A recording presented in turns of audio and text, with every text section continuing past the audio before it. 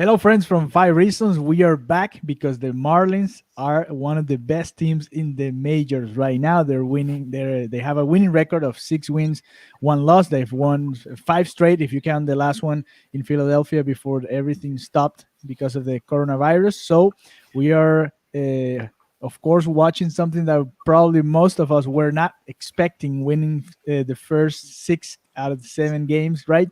And I guess we have to get on that wave and enjoy this moment because I don't remember the last time we swept somebody playing 4 games uh, in their stadium, even though we played 2 games as the home team, so to speaking. So, welcome, David Fernandez. It's time to talk a little bit about the Marlins and one of the best teams in the majors right now. How do you feel about it?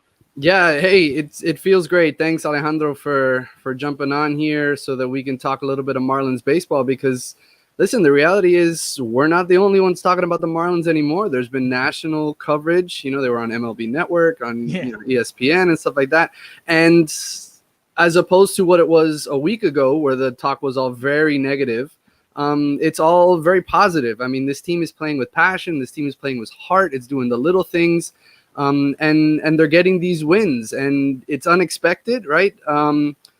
It's unexpected from the public, the general baseball fan. People didn't see this Marlins team coming, but the reality is, the Marlins, they were very confident coming into this season, and even with having to put 18 guys on the injured list, and then having to reshape the roster over the course of a few days. They've come together once again, and it's sort of galvanized this team, so that they can push forward. They believe in themselves, and they're doing the little things to win these baseball games. Yeah, and it's been an incredible story, right? After losing 18 guys and getting new guys, and let's just jump, get out of the bus and jump and play baseball and win baseball games. And it's been special because I know I'm with you there that we expected to have a better team than last year because we have guys that have been even all stars like Aguilar or Villar that we knew that this was going to be a better team than what we saw last year. That was not just a year for development, which it is still a year for development for a lot of players, but it was going to be a little more fun to watch this team play and not just those hard times that we had maybe a couple of years ago when the team couldn't hit for anything and it was so hard to score runs and they were losing so many games and they were in I mean if they kept that same rhythm they were going to lose like 120 games and it was just everything was horrible. So now I know we're winning a lot of games, and it seems like okay, the team is maybe ready, but we have to be honest, right? Like it was against the Orioles, not to downgrade the Orioles because they just came and they swept the Rays, which is one of the teams that should be in the playoffs this year, and so hands up for the Marlins because they've been doing a great job there. But let's talk about the details, right? What have the Marlins done right in this series? Because this is the 4 game series that we just saw against the Orioles. That makes you feel that this team can carry on with this rhythm, with this rhythm. Because I said right before the season, I expected the team to be 30-30, and I'm still there because we still haven't faced the Yankees, we still haven't faced the Red Sox, we haven't faced the Rays, the Atlanta Braves, who are a very difficult team for us. We start facing the Mets tonight, so we're still. We still haven't faced the actual hard teams from the East, the Nationals. We have to play the Nationals too, so there's still a lot to play. But what should you focus on this team? What has been the things that you say? Okay, this team maybe can surprise MLB and maybe be fighting for one of the playoff spots. Well, listen, you're right. Going into the season, things were up in the air. We weren't sure how this team was going to come together, how they were going to perform, things like that. The biggest question mark going into the season was probably the bullpen, right? Because last year's bullpen was atrocious. They were one of the worst bullpens in the entire league. and the front office had to turn the bullpen over quite a bit. They brought in some veterans, they called up some of the young guys, but then with the COVID outbreak, they had to redo the bullpen again, right? But what's interesting here is that over these last 4 games, it's been really the bullpen and the pitching staff in general that has kind of carried the Marlins, right? I mean, yesterday was sort of, an offensive outburst, right? We scored 8 runs. But moving into that, I mean, the bullpen was incredible. In this 4-game series, the bullpen registered 15 strikeouts and only allowed 3 earned runs. And they only gave up 7 walks.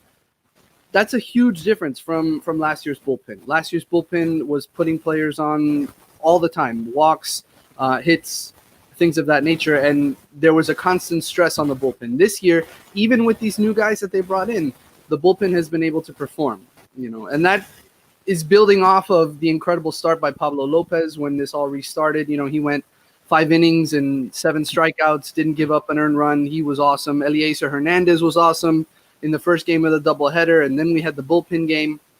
Last night, Jordan Yamamoto, not so great, right? He went 4 innings, 6 hits, 4 earned runs. He gave up those 2 home runs. He did get 4 strikeouts. His problem yesterday, though, he wasn't locating very well. He was leaving the ball up, and he was getting hit really hard. But the thing that has really stood out to me over these last 4 games, other than the timely hitting, it's been the bullpen. They've been able to come in and get the outs. And especially with it's a group of guys that were largely cast-offs, waiver wire claims, trades, players who might have been on their last legs in terms of their MLB career, right? Yeah. So that's been the thing that has stood out to me so far, the pitching staff and specifically the bullpen. Yeah, it's been fun to watch, right? When you have a good pitching and whenever the other team is trying to come back, the Marlins are always there to stop them or to reply with more runs, and that's always fun to be in that type of team that it's always there in the game. So you're not like sad all the time watching the team, right? Brian Anderson too. Maybe we're not talking a lot about him. He's one of the guys that he goes under the radar, right? Like he flies maybe a little under the radar there because he's not a very eccentric guy. He just goes there. He goes about his own business and does his job maybe quietly. But he's been one of the key points too in the offense, right? Right. Yeah. Maybe VR gets the highlight because he's the new guy. He's the exciting guy.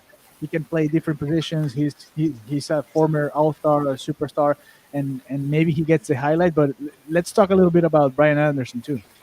Listen, Brian Anderson has been awesome. He's hitting over 300 this year. He's got a couple homers. He's got the 8 RBIs. He's shown defensive versatility, getting a start for the first time in his career at first base during the doubleheader. Yeah, he's a key player in this lineup. Yeah, they brought in the other guys to protect him: VR, Corey Dickerson, Jesus Aguilar, and those players are producing as well. But Brian Anderson is really kind of the key player and the top half of the lineup, right? And I mean, obviously, when Miguel Rojas comes back, that he'll sort of split some of that responsibility. But Rojas typically hits a little bit lower in the lineup, right? Yeah. So with Brian Anderson in the 5-hole or the 3-hole or wherever Mattingly decides to put him, he's been able to produce, and he has been a huge part of getting these timely hits for the Marlins. Driving in those runs. They've been able to push across the runs when they need to, right? With runners in scoring position, they're getting contact, which is a huge step forward for this group who struck out so many times last year in those situations. And Brian Anderson is a big part of that development. Yeah, and you talked about Jesus Aguilar, and he's been key in that, right? When you have a man on third and less than 2 outs, he hits a fly ball and scores a run. And those type of at-bats are very important for a team like this that needs to make the most out of every opportunity that they have. Last night, we also had a couple of new guys. You talked about Jordan Yamamoto, but we also had the first hit for Monte Harrison, even though it wasn't a sharp line drive. No, it wasn't pretty. It wasn't pretty, but still the first one. The first one is always special. And we also had Jorge Guzman, who had an awesome first inning and then a little trouble in the second one. But let's talk about the new guys and how we're seeing a little bit of the young talent coming up and finally showing up in the majors, because Jorge Guzman came in the Giancarlo Stanton trade, and Harrison came in the Yelich trade. So now I know we're not happy with whatever's going on with Lewis Brinson, and now we have him back. But let's look at the other side. We had Isan Diaz earlier on this year, and sadly he's not playing anymore for this season, but he's there already. We had Monte Harrison, who's part of that trade too, the Yelich trade, and Yamamoto, who started yesterday, is the other guy that came on that trade. So this is the result, or now we're watching the actual result of that trade from Yelich, that trade from Giancarlo Stanton, and even the Marcelo Zuna trade, because we brought Sandy Alcantara, who's now our ace. So now we're seeing that young talent coming up and finally giving or using their talents in the Major League Baseball level. Yeah, listen, this front office, I mean, with the new ownership group and hanging on to Michael Hill was obviously key, right? They had to get rid of some of those superstars, Stanton, Yelich, JT Realmuto, Yes. Marcelo Zuna, as you said, and those trades we're seeing the dividends from those moves, right? You mentioned all four players from the Yelich deal. They're up, they're playing, maybe not as well as we would like them, and obviously with Isan opting out, he's not in the lineup anymore. Yeah. But we're starting to see these players produce, right? Monte, he struggled early, right? He had the 5 strikeouts since his call up, but he got that first hit last night, and then he immediately stole his first base. Yes. When he gets on the base paths, he's going to be a problem. And he was a delayed state still too, which is something that we don't see a lot in the majors, but it's something that's for a team like this, and especially with that speed, something that we can be using a little bit more often. So it was exciting to watch a different type of baseball, right? A little more aggressive and maybe more purist of the game, right? Like a delayed steal. It's something that I don't even remember the last time I saw a Marlins player do this. No, either do I. And listen, the reality is with his speed, it's going to change the games. We saw him save runs playing defense in center field. You know, if he's out there every day, he's going to help these pitchers. Last night's outfield is probably going to be the fastest outfield that maybe this franchise has ever had, with Harrison and Sierra and Brinson. You know, Brinson, he's 0 for 6, right? But he does have a walk. He hasn't struck out, which has been a major problem for him. So, you know, he's developing. And then with the prospect Jorge Guzman, great first inning of work. He got out of that first inning of work with just 6 pitches. But then, you know, he gave up the 2 home runs and then the walk and then the hit batsman. So he struggled there in his second turn. He has an electric arm. He can hit triple digits with his fastball. So it's for him, it's going to be location and developing a secondary pitch, things of that nature. You know, he's an exciting prospect. Might not be quite ready for the league yet, but obviously we'll see. We don't know if he's going to be a starter or if he's going to pitch out of the bullpen.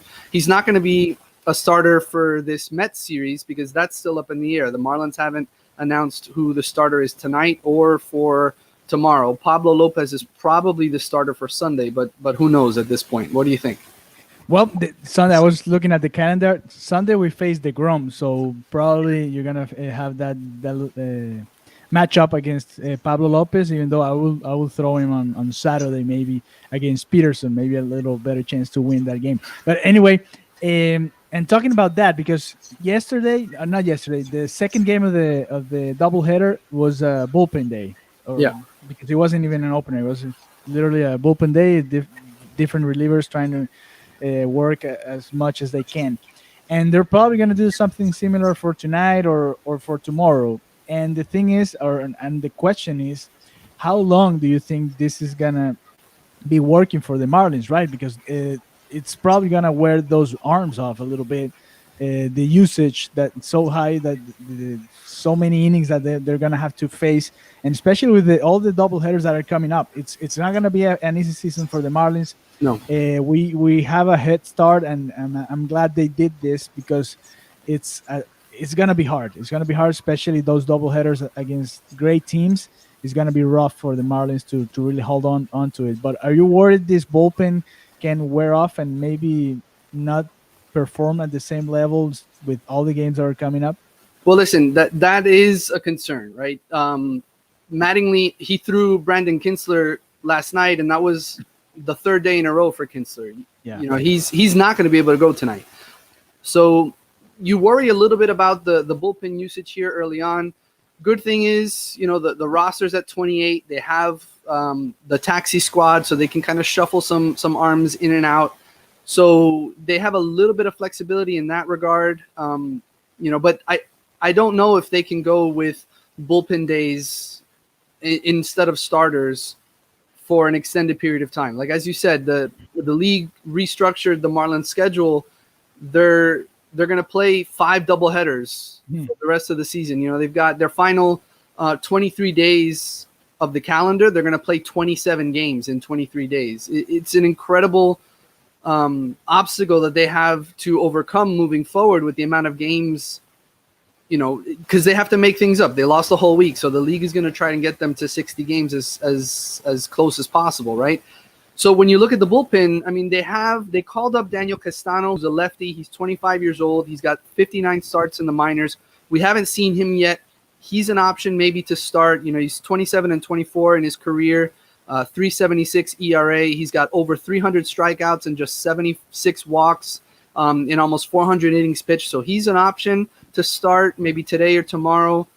Humberto Mejia is another one that could start. He started 43 games in the minors, 13 and 16 with a 2.40 ERA. He's got a ton of strikeouts as well with a pretty low walk rate. Sterling Sharp could even get a start. I mean, he pitched on the 5th a couple days ago. So, he might not be able to start tonight, but maybe he could be an opener tomorrow. He has experience starting with 69 starts in the minors. So they have some arms in there that can go, 4 or 5 innings. And Mattingly is going to really have to do that. At some point, somebody is going to have to eat innings so that this pitching staff can sort of rest and reset. And then they're going to have to use the taxi squad and swap out some of those players on a fairly regular basis to keep those arms fresh. Yeah, and that's why maybe he left a little more of Jordan Yamamoto yesterday, because we need innings. It's not just gonna be, and this is hard for me to say because I've always complained about the way Mattingly uses his pitchers, but I understand this year is gonna be more of, let me try to get out of this however I can because I have to finish the game and use. And the way they're going to shuffle the arms is going to be interesting because it's going to be harder than in a normal regular season when you have maybe a guy that doesn't throw in 3 or 4 days, and then you can bring him and pitch 5 innings or 4 innings in relief if necessary. So it's going to be interesting in Mattingly, and he deserves this couple of last minutes. Let's talk about him. He's the manager with more wins now in the Marlins. I know it's not the same as McKeon, who won a championship, but in the numbers, he's the manager with more wins. What about that? You want to? How do you feel about Mattingly? Do you think he has been what the Marlins needed for this process to go the way it's been going so far? Listen, he deserves the credit. He did. He passed Jack McKeon yesterday Mattingly now has 282 wins. McKeon has 281. I mean, Freddie Gonzalez, he was tied with Freddie Gonzalez to come in with 276. The reality is this franchise has turned over a ton of managers, right? So he's stuck through it. This is his 5th year. He said that he's not overly concerned with this record because of the winning percentage. He has such a low winning percentage as the Marlins manager, so he acknowledged that. But he also said that he thinks that he's through the worst of it, and that he was really excited when Derek Jeter brought him back because he knows the talent that's coming. He thinks that this team is ready to take that next step. And listen, the bullpen issues have been something for Mattingly, but he said yesterday, he was talking about consistency and continuity, right? And how for the Yankees franchise, they had a similar manager turnover while he was playing there. And it wasn't until Joe Torre came on, right? And then later Joe Girardi and things like that, that the team really sort of stabilized. And we saw what happened to that franchise when they had a stable manager in place, right? So it's important that Mattingly gets the opportunity here. He's earned it. He's stuck it out. He's a good manager. He was a gritty ball player, right? He's a player's manager. They like playing for him, and it's important that he's here and that he's here for the coming several years, right? Because the success is coming for this club. We've got talent at the major league level right now, and then there's talent coming all throughout the minors. They have pitchers throughout. They have interesting and exciting position players coming up. Mattingly is the right captain for this ship at this point in time because he's done the work. He's put in the work and he's helped develop these players, and he's going to continue to do so. Yeah. I'm not gonna lie. I thought he was not gonna continue for this season. I thought they were preparing Jorge Posada or whoever else, maybe with the new generation of managers that are coming up in the major leagues, and I thought he was not gonna be here for when these times came. Right? It's a little early. It's not like the Marlins won the World Series or anything, but it's we're watching something different, and I'm glad.